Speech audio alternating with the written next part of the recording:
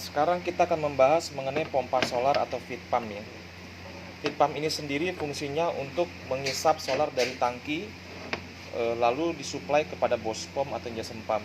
Nah, feed pump sendiri itu ada yang pakai 4 valve, ada yang pakai 2 valve. Kalau untuk unit besar bisa pakai 4 valve, kalau unit kecil bisa pakai 2 valve. Feed pump sendiri ini dilengkapi dengan namanya hand pump atau hand primer. Ini untuk pompa solar.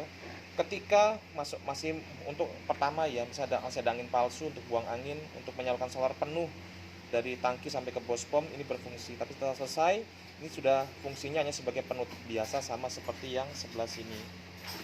Nah, lalu feed pump ini sendiri, kalau andai kata mau ada pergantian, itu mesti hati-hati, tidak boleh pilih sembarang nomor. Kenapa?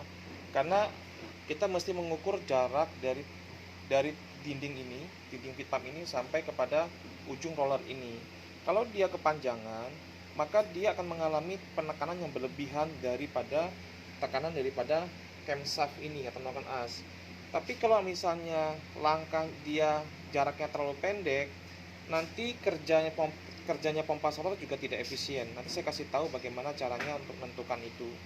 Nah, juga mesti hati-hati jarak dari roller ini sampai kepada kupingan pengunci ini juga harus diukur. Karena itu berhubungan sama jarak ini knock atau camnya penggerak roller itu terhadap penggerak rollernya plunger ya.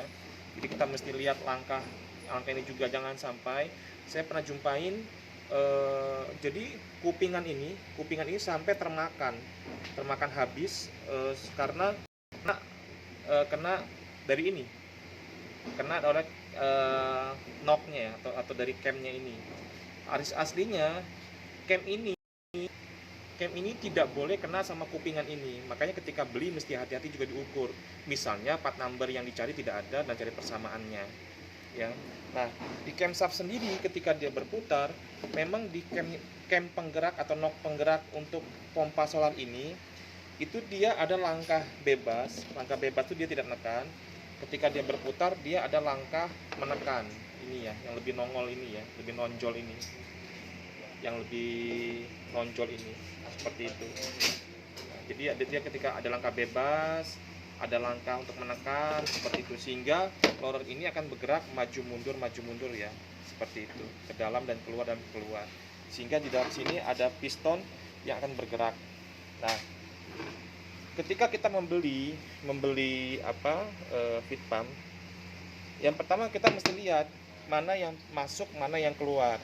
Kalau yang masuk itu biasanya selalu dia ada hand pumpnya. Kedua, hand pump itu posisinya ini ada panah, yang ke arah sebelah kiri ya, berarti ini keluar, ini masuk. Hand pump posisi selalu di posisi sebelah masuk ya. Jadi kalau misalnya kita ketemu baru ini sebelah kiri, berarti masuk sebelah sini, keluar sebelah sini, seperti itu. Nah, kalau kita beli juga, ini sekarang posisi, ini contoh ya, bospom ini saya sudah posisikan knock atau cam untuk menggerakkan rollernya feed pump itu posisi 0 atau posisi tidak menekan. Nah, ketika posisi tidak menekan ya, itu kita coba. Nah, ketika kita masukkan, itu posisinya nyentuh tapi masih berjarak sekitar 2 sampai 3 mili seperti ini. Ini saya belum tekan ya. Nah, ini posisi begini. Nah, ini yang bagus. Tidak boleh pas posisi bebas ini kita pasang, ini posisi langsung nempel sama bodinya, berarti dia tidak nyentuh. Begitu berbahaya. Yang bagus itu sekitar 2 sampai 3 mili. Seperti itu. Nah, seperti ini ya. Nah, tapi kalau misalnya pada saat posisi bebas dia posisinya ngangkat segini ketinggian, berarti tidak cocok. Berarti rollernya terlalu keluar seperti itu. Nah, ini lalu untuk memperbaiki feed pump, misalnya di lapangan ada masalah, ini kita bisa melihat, bukain dulu. Biasanya yang bermasalah valve di dalam sini. Nah, hati-hati, sini ada ring tembaga. Nah, bisa jadi valve ini kayak gini ceket, ini tidak boleh ceket ya. Lalu yang ini,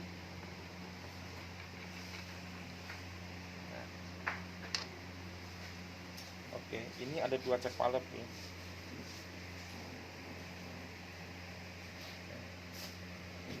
Ini kita bisa ngelihat kondisi permukaan harus rata ya. Kalau misalnya di lapangan ada kasus mendadak yang butuh artinya butuh diperbaiki cepat. Kalau andai kata permukaan ini sudah nggak rata, kita bisa dengan cara cari amplas dengan kaca rata atau keramik, lalu kita amplas supaya dia menjadi rata lagi. Ini kebetulan bahannya lunak seperti itu. Nah, spring ini juga nggak boleh tarik-tarik ya, mesti bawaan aslinya, karena bisa pengaruh sama kerjanya. Karena kadang-kadang di lapangan ada yang ditarik-tarik supaya berpikir akan lebih baik, padahal juga tidak ada hubungannya.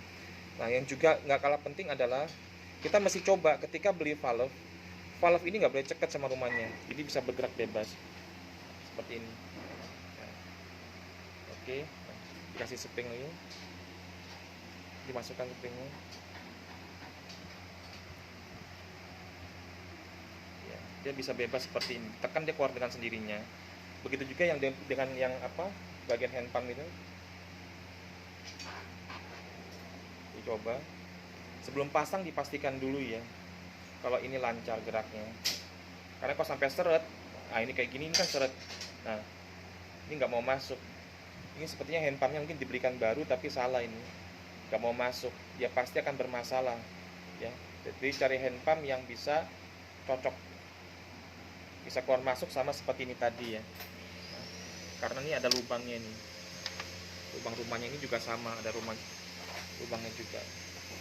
Berarti ini salah, ini dari customer yang barusan datang, ini juga salah. Nah, lalu perhatikan di dalam sana ada dudukan. Nah, dudukannya yang itu, nah, itu juga harus rapi ya permukaannya. Gitu. Nah, karena dia berhubungan sama permukaan valve ini. Ya, posisi gini.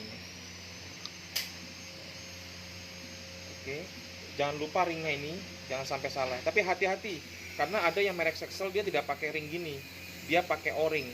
Nah, mesti hati-hati. Kalau dia pakai O-ring ya mesti pakai O-ring. Dan hand pumpnya biasanya modelnya model lebar, tapi kalau model kecil begini tetap harus pakai ring juga.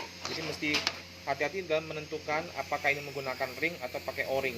Beda ya, kalau ring ini dari tembaga atau kuningan, kalau O-ring itu yang dari karet itu. Seperti itu.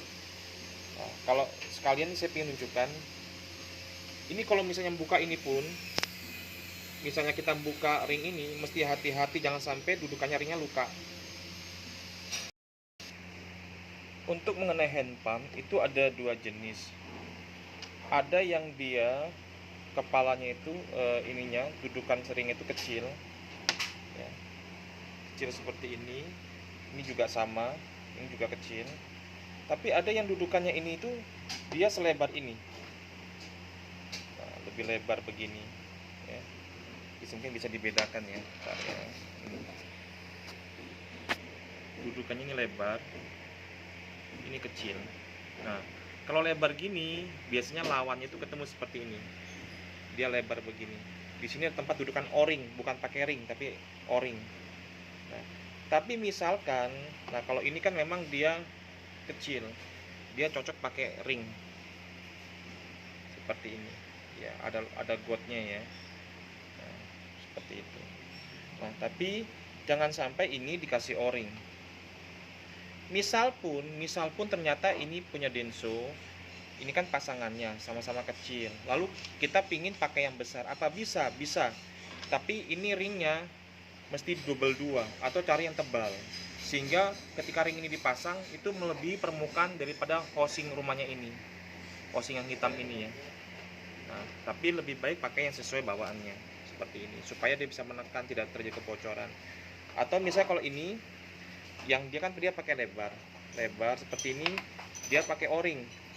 Nah, apakah boleh pakai ring? Ya bisa juga, tapi pakai ring tebal, tapi susah nyarinya. Lebih baik tetap pakai O-ring saja. Seperti itu. Jadi kalau andai kata rumahnya ini memang khusus buat pakai O-ring, ya tetap pakai O-ring. Ciri-cirinya dia lebar, lebih lebar ya. Diameter luarnya ini. Nah, lalu kalau ini kan lebih kecil ya. Seperti itu. Nah, atau saya coba masukkan ya. Ini kan akan kelihatan. Ini lihat ya, pas. Kalau ini nah, memang masuk tapi dia longgar. Nah, seperti ini. Nah, seperti ini. Oke.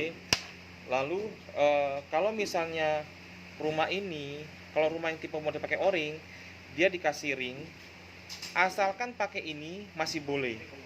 Ya, karena ini kan kecil ya, ketemu kecil ini masih boleh, tinggal pasang begini saja. Langsung pasang. Seperti itu. Nah, sekali lagi nih perhatikan ya, ini ada panah ke arah kanan. Berarti sini tempat pompa solar, di sini tempat minyak keluar. Jangan kebalik. Seperti itu. Ya. Itu kalau mengenai ring atau O-ring. Lalu juga ada dua macam ya. Dia kalau pakai O-ring lebih lebar, kalau pakai ring dia lebih kecil diameternya. Nah, sekarang kita akan buka ini. Dalamnya ada apa?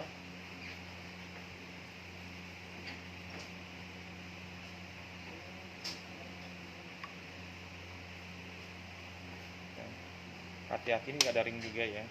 Ini kalau kita pakai set baru nih ada gantinya. Nah, ketika ngelepas ring ini maupun ring yang ada di sini, ketika nempel, hati-hati karena kalau kita pakai obeng atau pakai benda yang tajam tapi tidak hati-hati, maka rumahnya ini, tempat dudukan ring ini bisa cacat. Kalau sudah cacat, walaupun diganti ring baru, itu akan bocor. Makanya pada saat ngelepas ring ini mesti hati-hati ya.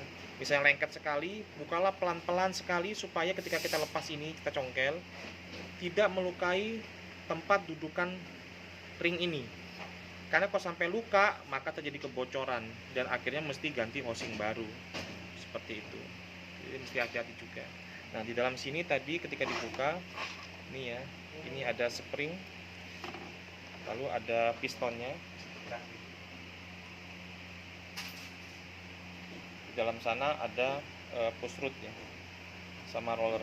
Cuma saya kali ini tidak saya buka dulu karena ini dalam sesi kalau terjadi kasus di lapangan yang urgent mesti tahu kondisi dalamnya seperti apa ya. Sekarang kita rakit lagi, jangan sampai kebalik posisi pistonnya ya. Ini tempat spring, jadi jangan sampai kebalik posisinya, jangan sampai seperti ini salah ya.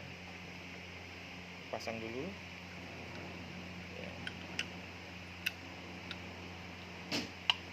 Oke, springnya jangan lupa ada ringnya ya, dan pastikan dudukan ringnya ini nggak luka ya.